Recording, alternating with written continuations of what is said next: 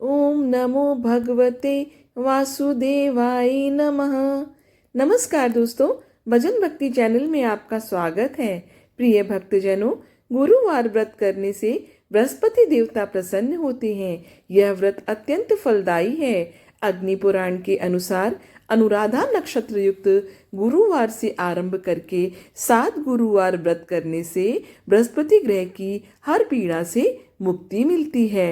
पद्म पुराण के अनुसार मनचाहे फल की प्राप्ति के लिए भगवान बृहस्पति देव विष्णु जी की पूजा करके बृहस्पतिवार की कथा का श्रवण करना चाहिए।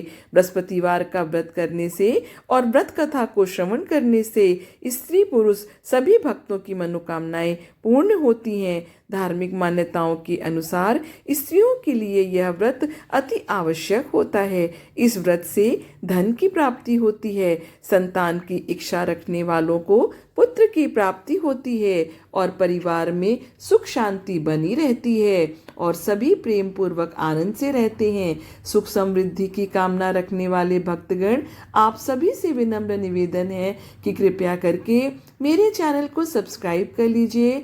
आप लोगों के एक छोटे से सहयोग से हमें एक बड़ी मोटिवेशन मिल जाती है। मेरे चैनल पर सभी व्रत, त्योहार और उनसे जुड़ी हुई कथा कहानी आपको आगे भी मिलती रहेंगी। अब आप श्रवण करेंगे मनोकामनाओं को पूर्ण करने वाले बृहस्पतिवार की पौराणिक कथा का।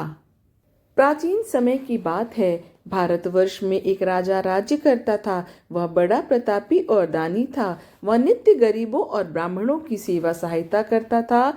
वह प्रतिदिन मंदिर में भगवान दर्शन करने जाता था, लेकिन यह बात उसकी रानी को अच्छी नहीं लगती थी। वह ना ही पूजा करती और ना ही दान करने में उसका मन लगता था।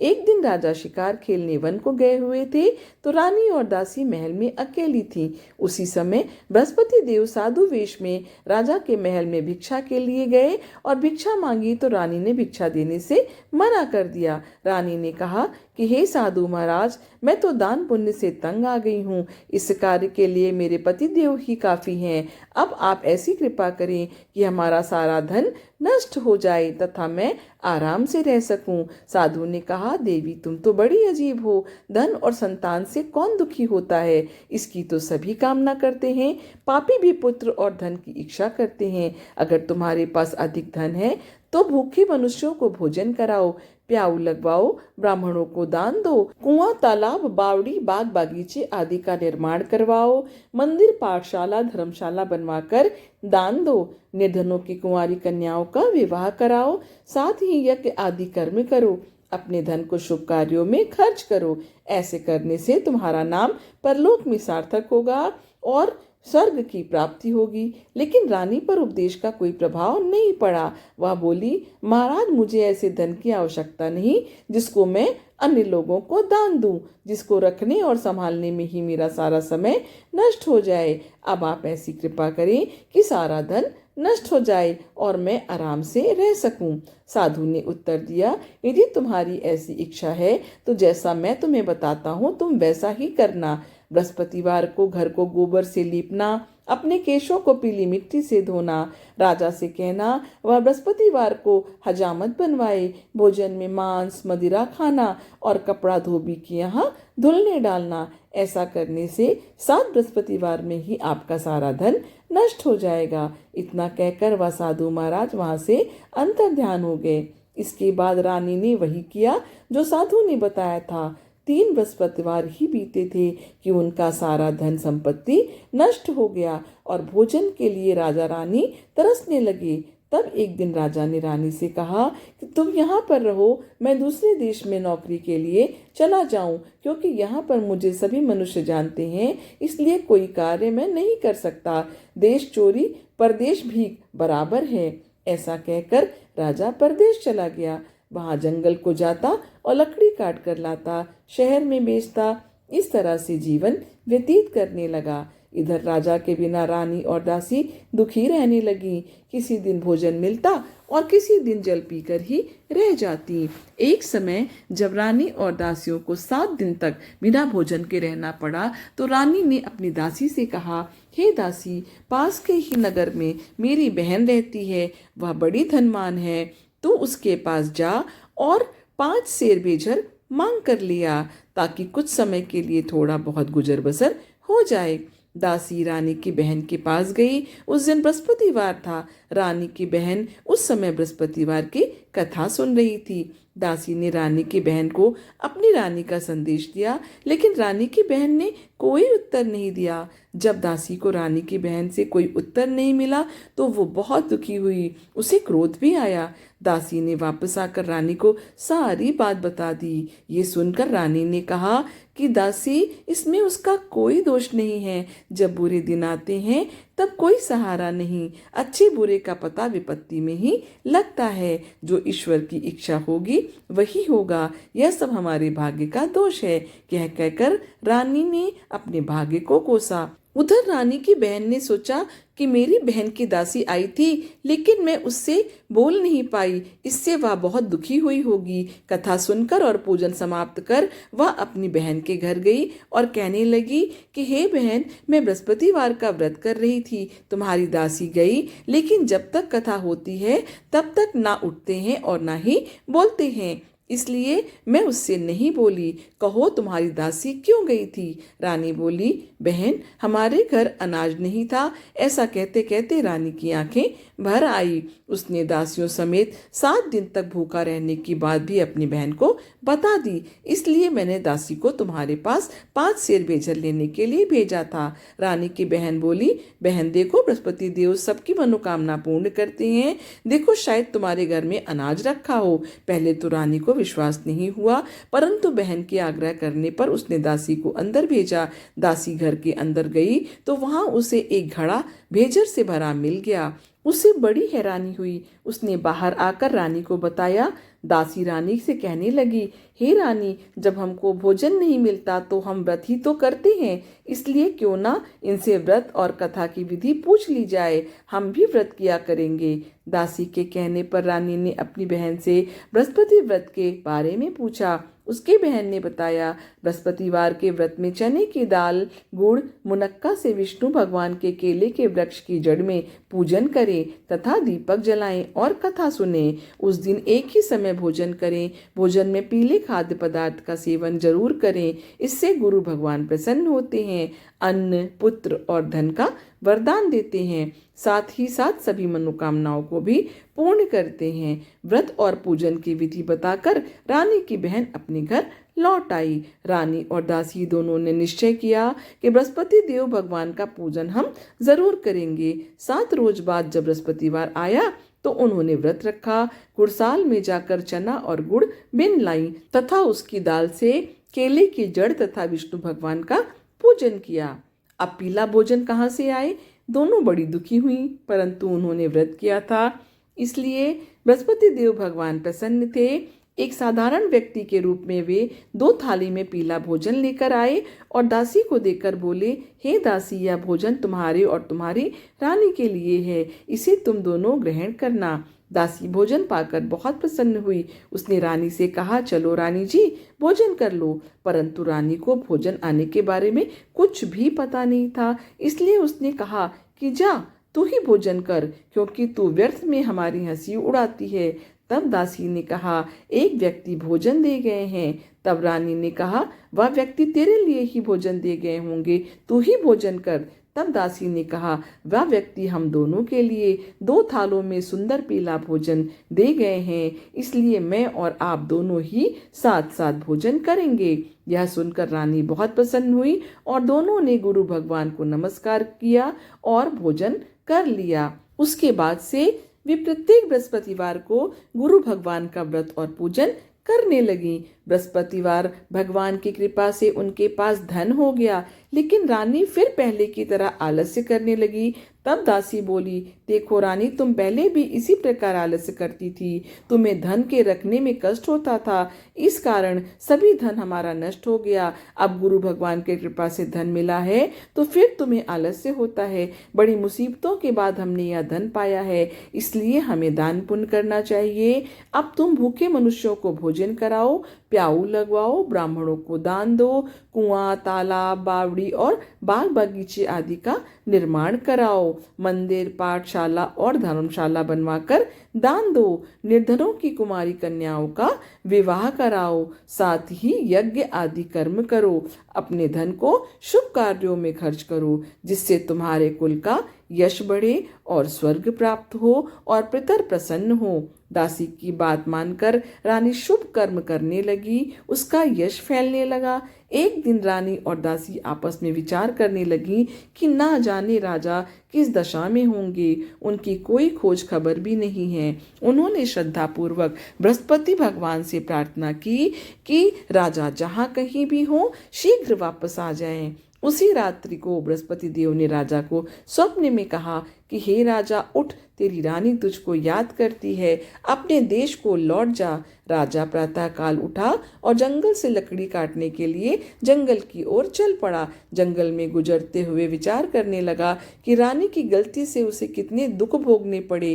राजपाट छोड़कर जंगल में आकर रहना पड़ा। जंगल से लकड़ी काट काट कर शहर में बेचकर गुजारा करना पड़ा और अपनी दशा को याद करके वो व्याकुल होने लगा। उसी समय राजा के पास बृहस्पति देव साधु के वेश में आकर बोले, हे लकड़हारे, तुम इस सुनसान जंगल में किस चिंता में बैठे हो, मुझे बताओ।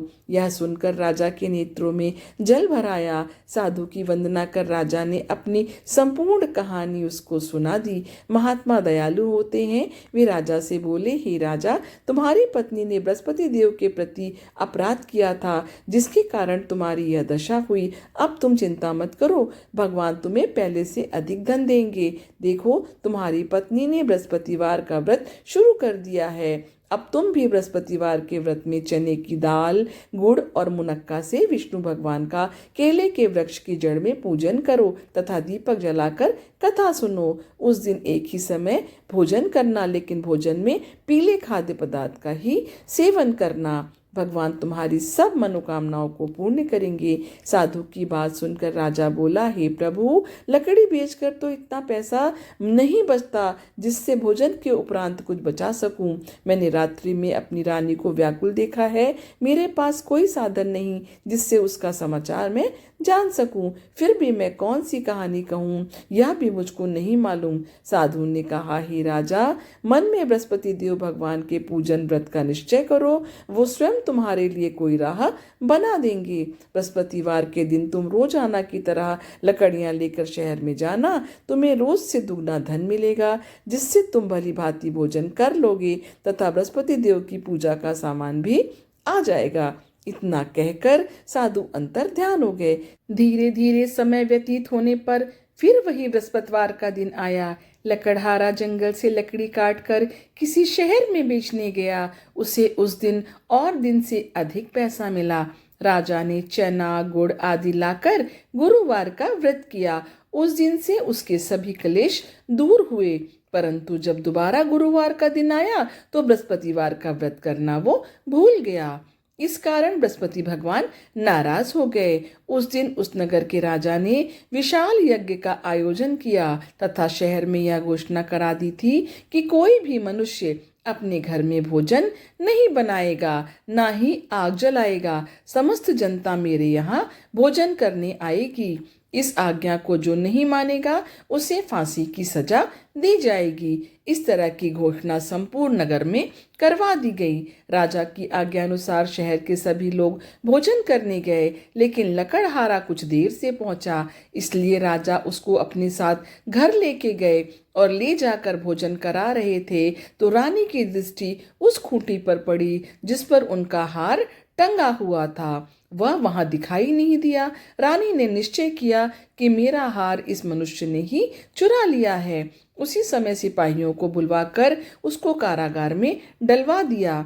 जब लकड़हारा कारागार में पड़ गया और बहुत दुखी होकर विचार करने लगा कि ना जाने कौन से पूर्व जन्म के कर्म से मुझे यह सब दुख प्राप्त हुआ है, और उसी साधु को याद करने लगा जो कि जंगल में मिले थे। उसी समय तत्काल बृहस्पति देव साधु के रूप में प्रकट हुए और उसकी दशा को देखकर कहने लगे, अरे मूर्ख, तूने बृहस्पति देव की कथा नहीं करी, इस कारण तुझे दुख प्राप्त हुआ है।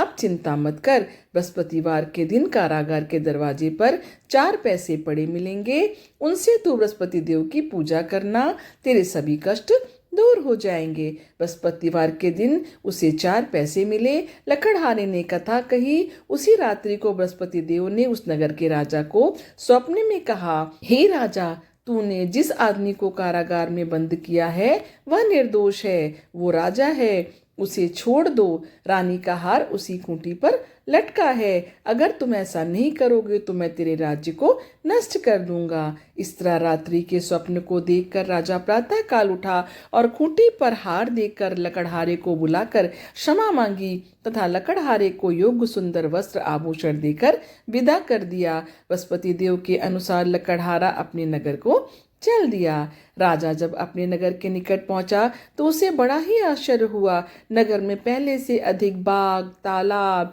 कुएं तथा बहुत सारी धर्मशाला, मंदिर आदि बन गई थी। राजा ने पूछा, यह किसका बाग और धर्मशाला है? तब नगर के सभी लोग कहने लगे, यह सब रानी और बांदी के हैं। तो राजा को आश्चर्य हुआ और गुस्सा भी आया। जब रानी ने यह खबर सुनी कि राजा आ रहे हैं तो उन्होंने बांदी से कहा कि हे दासी, देख राजा हमको कितनी बुरी हालत में छोड़ गए थे और हमारी ऐसी हालत देखकर कहीं वो लौट ना जाए, इसलिए तू दरवाजे पर खड़ी हो जा। आज्ञा अनुसार दासी दरवाजे पर खड़ी हो गई। राजा आए तो उन्हें अपने साथ लेवा लाई। तब राजा ने क्रोध करके अपनी रानी से पूछा कि यह धन तुम्हें कैसे प्राप्त हुआ? तब उसने कहा, हमें यह धन सब बृहस्पति देव के इस व्रत के प्रभाव से प्राप्त हुआ है। राजा ने निश्चय किया कि 7 रोज बाद तो सभी बृहस्पति देव का पूजन करते हैं, परंतु मैं प्रतिदिन दिन में 3 बार कहानी तथा रोज व्रत किया करूंगा। अब हर समय राजा के दुपट्टे में चने की दाल बंधी रहती थी तथा दिन में 3 बार कहानी वो कहते थे। एक रोज राजा ने विचार किया कि चलो अपनी बहन के यहाँ हो आवें। इस तरह निश्चय कर राजा घोड़े पर सवार हो अपनी बहन के यहाँ को चलने लगा। मार्ग में उसने देखा कि कुछ आदमी एक मुर्दे को लिए जा रहे हैं। उन्हें रोककर राजा कहने लगा, अरे भाइयों, मेरी बृहस्पति देव की कथा सुन लो। वो बोले, लो, हमारा तो आदमी मर गया है, इसको अपनी कथा की पड़ी है। परंतु कुछ आदमी बोले, अच्छा कहो, हम तुम्हारी कथा भी सुनेंगे। राजा ने दाल निकाली और जब कथा आधी हुई थी कि मुर्दा हिलने लग गया और जब कथा समाप्त हो गई तो राम राम करके मनुष्य उठ खड़ा हो गया। आगे मार्ग में उसे एक किसान खेत में हल चलाता मिला। राजा ने उसे देखकर और उससे बोला, अरे भैया, तुम मेरी बृहस्पतिवार की कथा सुन लो। किसान बोला, जब तक मैं तेरी कथा सुनूंगा तब तक 4 हरैया जोत लूंगा, जा अपनी कथा किसी और को सुनाना। इस तरह राजा आगे चलने लगा। राजा के हटते ही बैल पछाड़ खाकर गिर गए तथा किसान के पेट में बड़ी जोर का दर्द होने लगा। उस समय उसकी माँ रोटी लेकर आई। उसने जब यह देखा तो अपने पुत्र से सब हाल पूछा और बेटे ने सभी हाल कह दिया।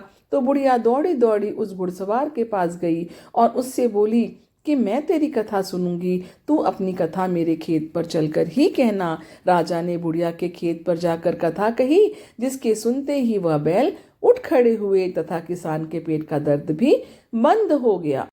राजा अपनी बहन के घर पहुंचा। बहन ने भाई की खूब मेहमानी की।